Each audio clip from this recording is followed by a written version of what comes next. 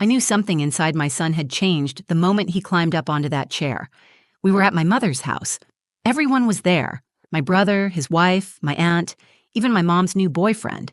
They were laughing over something on their phones, not even noticing the boy standing silently in the middle of the living room. Liam cleared his throat and said, "Mom, should I play the video I made for them?" He was holding my phone. The room didn't go quiet because anyone was listening. It went quiet because he pressed play. I swear, no one touched their phone after that. But let me back up. I want you to understand what led to this moment. Because it didn't come from drama. It came from a kind, soft-hearted kid being ignored by the very people who were supposed to show up for him. My name's Jenna. I'm 36, a single mom, and I've been raising my son Liam on my own since he was 6. His dad and I split 2 years ago, and since then, we've been trying to rebuild a new kind of normal. It's been just the two of us, and while it's not always easy, we've made a pretty great team. Liam is the kind of kid who remembers everything, every detail, every word you say to him, every time you laugh at one of his jokes, every time you brush him off. And he never says it out loud, but you can see it in his eyes when something hurts him. For the past 2 years, we've celebrated his birthday quietly. Me, him, a few cupcakes, maybe a movie night. But this year, he wanted more. He wanted his family. "Do you think Grandma will come this time?" he asked me, 2 days before his birthday. He was sitting at the kitchen table cutting out little paper stars for decorations. I hesitated. "I think she might. You know, she gets busy sometimes." "And Uncle Ryan?" I tried to smile. "Maybe. We'll remind them." I sent out the invites. I texted my mom, Corinne, who always finds something passive to say. This time it was, "Don't overdo it. He's too sensitive anyway." I texted Ryan, my older brother, who left me on red. Not a word. But Liam still had hope. He kept making things. Cards for each person, paper hats, a silly skit he wrote and wanted to perform. And when the day came, he sat at the window for an hour, waiting. No one showed up. No call. No card. Not even a birthday text. We still had cake. We still lit a candle. And I told him how proud I was of him, but I could tell he was holding something inside. He asked if he could use my phone that night, and I said sure. He opened iMovie. For the next few days, he was quiet but focused. He kept asking me how to cut clips, how to add voiceover, how to put music underneath a video. I asked what it was for, and he just said, "Something I want to remember." I didn't press. Sometimes the best thing you can do as a parent is give your kids space to express what they're feeling without interrupting it with your own. 2 weeks later, my mom invited us to dinner. It was a casual thing. Sunday roast, the whole family around the table. I wasn't planning on going, but Liam looked up from his bowl of cereal that morning and said, "Can we go?" "Are you sure?" He nodded. "I want to bring the video." And that's how we ended up there, surrounded by people who forgot his birthday like it was just any other Tuesday. And that's why, when he stood on that chair, holding my phone with both hands and asked, "Should I play the video I made for them?" My heart started racing. I had no idea what was about to happen. But he pressed play, and everything changed. I never imagined I'd be raising Liam alone. We lived in Phoenix before the divorce. My ex-husband, Adam, was charming but emotionally distant. He wasn't cruel, just missing, absent in the way that matters most when you're trying to build a life together, especially when there's a child involved. When we separated, I packed up what I could fit into the back of a Subaru, and we drove across state lines back to Ohio, where I grew up. I thought maybe moving closer to my family would give Liam a stronger support system. I pictured Sunday dinners, holiday baking, my mom occasionally picking Liam up from school. It wasn't about convenience. It was about belonging. That was 2 years ago. Since then, I've come to terms with the fact that my family doesn't operate like that. At least, not for us. Not for me. My mother, Corinne, has always been the kind of woman who prides herself on being tough. She doesn't cry, doesn't hug. She likes order. She says things like, "Children need structure, not affection," and believes if you feel something too strongly, you're probably being dramatic. Her love is conditional, mostly based on appearances. If you look like you've got your life together, she tolerates you. If you don't, she keeps her distance and lets you feel it. My older brother, Ryan, is like a colder version of her, a loud, sarcastic presence who sees emotional expression as a weakness. He doesn't talk to you, he talks at you. He has a high-paying job in tech, a perfectly curated Instagram, and a deep belief that if something doesn't benefit him, it's not worth his energy. And then there's me, Jenna, a 36-year-old mom working remote freelance jobs to keep our little rental house afloat. I'm not flashy. I'm not perfect. But I am steady, and I've built a quiet, meaningful life around my son. He's my world. I don't say that for sympathy. I say it because it's true. Liam is 8 now. He has my eyes, big, brown, curious, and his dad's artistic streak. He makes short stop-motion movies using his Legos and narrates them like he's directing a Hollywood premiere. He asks a million questions. He notices everything, and he feels everything. He's not loud about his emotions, but they live just beneath the surface. If someone speaks harshly, he doesn't cry. He just gets quiet. If he feels ignored, he won't whine. He'll disappear into a sketchbook or into himself. He's sensitive in a way that makes me fiercely protective of him, because I know the world doesn't make space for boys like that. So birthdays? They mean something to us. They're not just cake and presents. They're rituals. They're reminders that we're not invisible, that we matter. Every year, I plan something simple but intentional. Homemade decorations, a handwritten card, a surprise breakfast. It's my way of showing Liam that he is seen, that he is loved. And this year, for the first time, he asked if his grandma and Uncle Ryan could come. I froze when he said it. We were in the car on the way to Target to get party streamers, and he said it so casually, like he was just thinking out loud. Do you think Grandma and Uncle Ryan would want to come this time? I gripped the steering wheel a little tighter. Maybe, I said. We'll ask them. And we did. I texted my mom a cheerful invitation. I told her we were doing a small backyard party. Just balloons and cake. Nothing fancy. Her reply came 3 hours later. I'm probably busy that weekend, don't overdo it. He's too sensitive anyway. I stared at the screen for a long time. I sent a similar message to Ryan. He saw it, didn't respond. But Liam stayed hopeful. He kept cutting out paper stars and coloring them with his markers. He made reserved name cards for each guest, even wrote little jokes on the backs of them. And all I could think was, please, someone show up for him, just this once. The morning of Liam's birthday started like any other.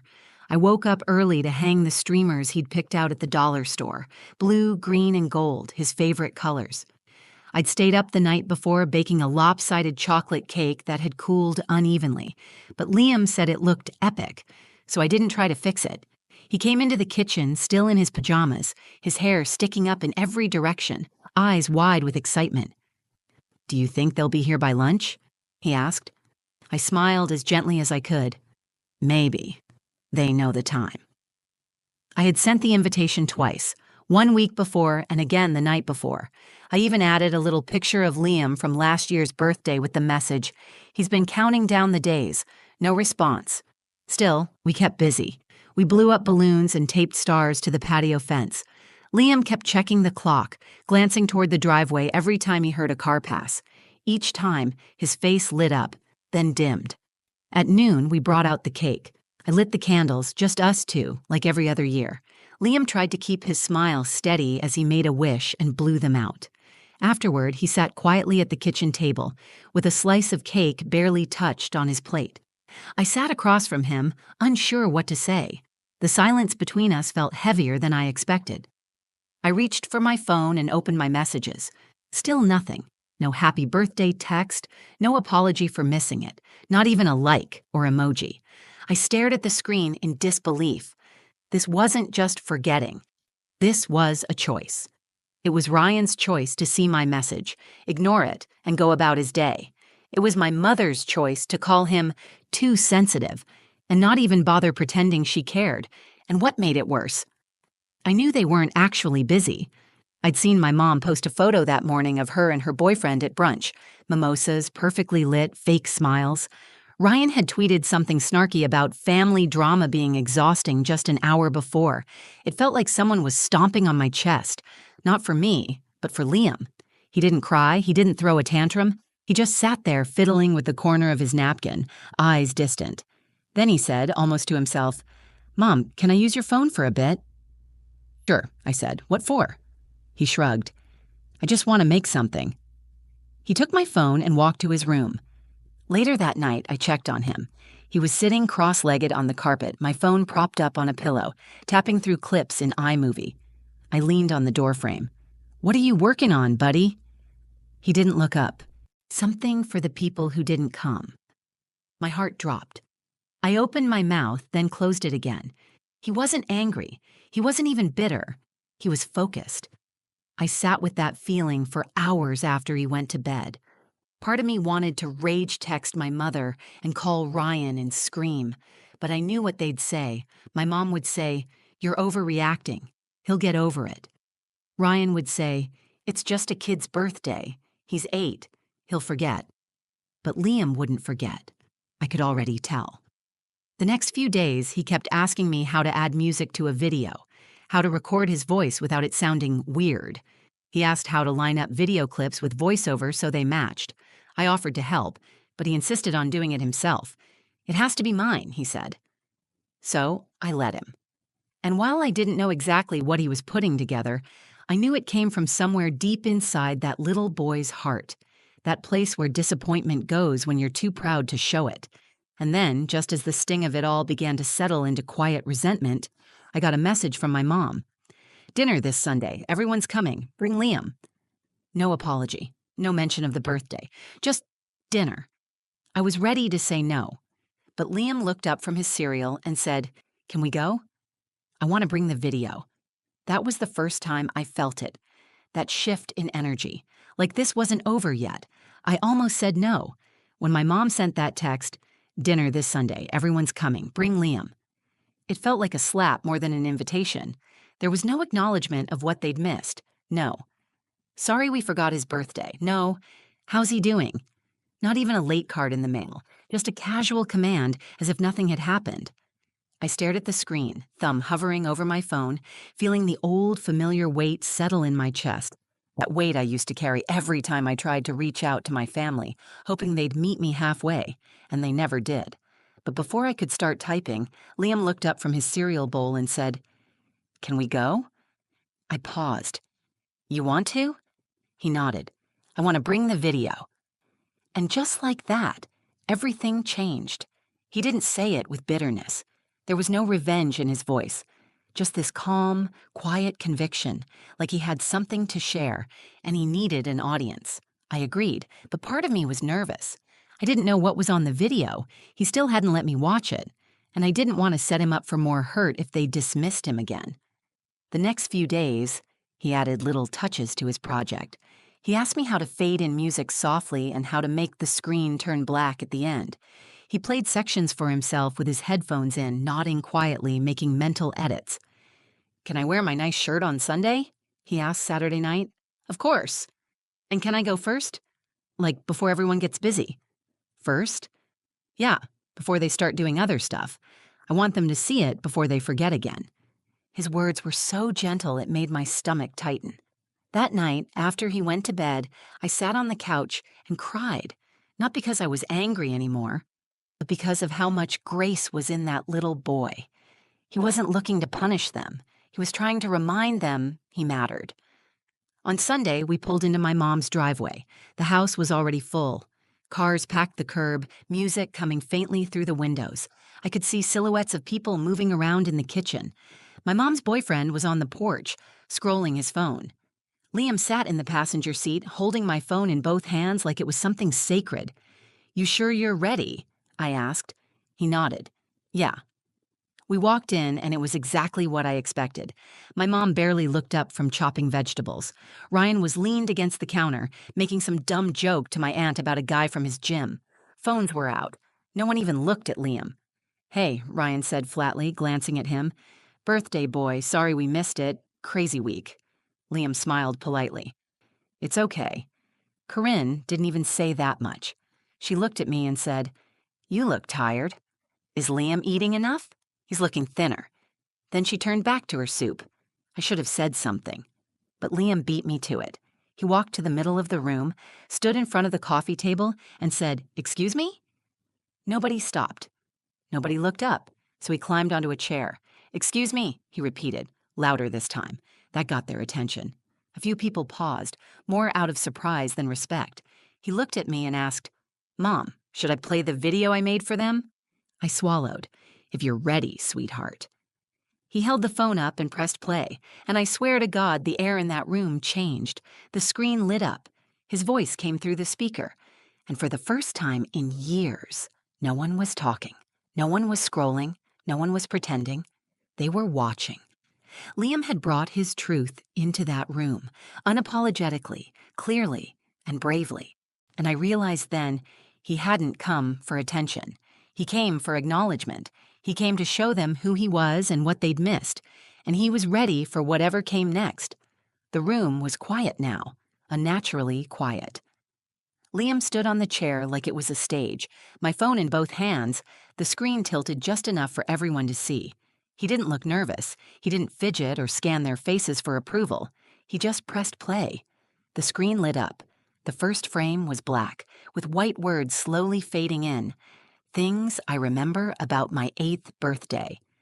Then came the images, clips of the backyard we decorated together, the streamers flapping in the breeze, the table he'd helped me set, empty chairs waiting for people who never came, a close-up of the cake, the single candle burning on top, a shot of Liam sitting by the window watching the driveway with hope in his eyes.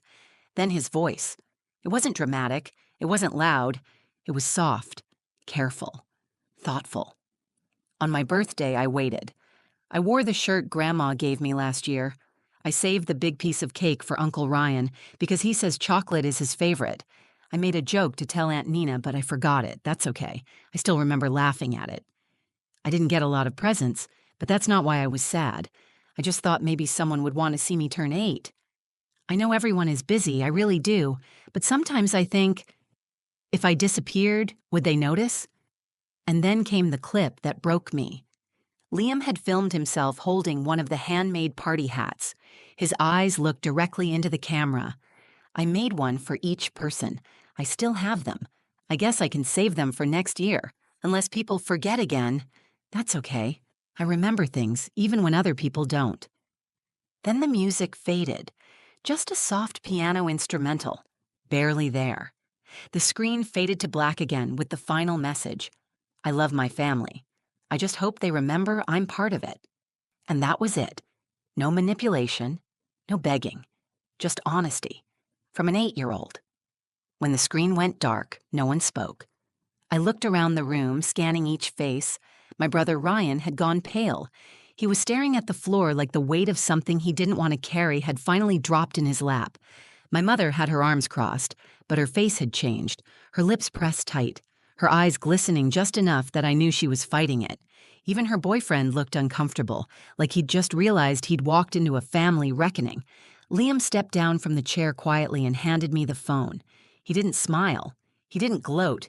He just walked over to the table and picked up a dinner roll like he hadn't just rearranged the emotional structure of the room. Ryan cleared his throat. "Kid," he started, then stopped. He rubbed the back of his neck. "That was... wow. I didn't know you're good with that video stuff." Liam didn't respond. He just nodded and took a bite of his roll. My mom finally spoke. She didn't look at Liam. She looked at me. "I didn't realize it hurt him like that," she said. I could have said 1,000 things in that moment, but I didn't. I just let the silence hang, let them sit in it, let them feel what it was like to be on the receiving end of emotional distance, because for once, they had no excuses, no gaslighting, no minimizing. They had heard the truth, directly from the one they'd ignored, and I think that made it sink in deeper than anything I could have said or shouted. The rest of dinner was different, slower, softer. No one touched their phones. They asked Liam about school, about his movie ideas, about how he made the transitions in the video. He listened, really listened, maybe for the first time in years. As we got into the car to leave, Liam buckled in and said, "That went better than I thought."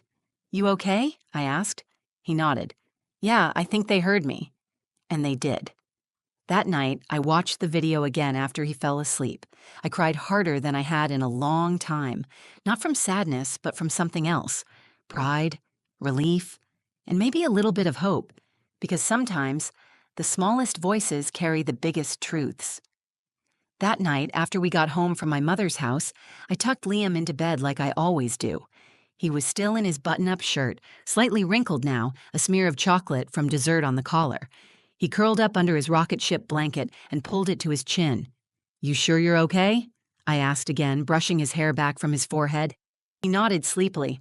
"Yeah, I think they see me now." It was such a simple sentence, but it broke me in the best possible way. Because that's what he'd wanted all along. Not pity, not presence, not even an apology. Just to be seen. When I closed his door, I sat on the edge of my bed and finally let myself exhale. It felt like I'd been holding my breath for years, trying to protect Liam from the people who were supposed to love him, making excuses for why they couldn't show up, why they didn't check in, why they always had something more important to do. But Liam didn't need my excuses. He gave them truth. And they listened. The following week, something strange started happening. Ryan texted. Just one line at first. "Can I take Liam to the arcade this weekend?" I stared at it for a long time. I didn't respond right away, but Liam saw it and lit up. "Can I go, Mom? Please?" So I said yes. They went. Ryan sent me pictures. Liam holding a giant stuffed animal, grinning like he'd just won the lottery. He looked proud. Not just happy, but proud. Afterward, Ryan texted me again. "Didn't realize how cool your kid is. He's smarter than most adults I know. Reminded me I've got work to do." From Ryan, that was a novel. Then, a few days later, my mom called. That alone was a surprise. She doesn't do phone calls. She prefers to communicate through dry one-word texts and passive-aggressive holiday group messages. But this time, she called. And she didn't ask how I was. She asked how Liam was. She said she wanted to take him to a bookstore in town that had a little reading loft she thought he'd like. She asked what kind of books he liked, and if he still liked building things with Legos. It wasn't a grand transformation, but it was something. She ended the call by saying, "He's got a good heart. You're doing a good job with him." I didn't know what to say. I just held the phone a little tighter and whispered, "Thank you." Because even if it took a painfully honest 8-minute video to get them there, they were finally showing signs of effort. And effort matters, but the real change wasn't in them. It was in Liam. He walked a little taller after that night. He spoke up more. He started calling himself a filmmaker and asked if we could save up for a camera. One afternoon, I overheard him on a video call with his friend Mason saying, "You know, sometimes people forget things that matter, but you don't have to yell at them. You just have to show them." I stood in the hallway, a hand over my heart, trying not to cry. Because that's the lesson he gave me. Not all stories need shouting. Not every wound needs to be explained. Sometimes, the quietest truths carry the most weight. Liam taught me that the power of being seen starts with the courage to speak, even when you think no one's listening. And in that moment, standing on a chair with nothing but his voice and his phone, he reminded a room full of adults how to love better. He reminded me too. I used to think I had to fight to make space for us in this family, to push, to prove, to defend our worth. But Liam didn't push. He simply opened a window into his heart and let them look inside. And they did. That's the kind of strength I hope he keeps forever. Not the kind that comes from shouting the loudest, but the kind that comes from knowing your truth is worth hearing, no matter who's in the room. Thanks for staying with me through this story. I didn't share it for sympathy. I shared it because sometimes the quietest voices in our lives are the ones we need to hear the most. Liam reminded me of that. Maybe he reminded you too. If this story touched you, if it made you think about how we show up, or don't, for the people who count on us, please take a second to like this video. It really helps more people find it. Share it with someone who might need to hear it. And if you've ever been the Liam in your own family, I'd love for you to drop a comment below. Let's make this a space where people feel seen. And of course, subscribe to the channel if you want more real stories like this. Raw, honest, and from the heart. Until next time, take care of yourself and take care of each other.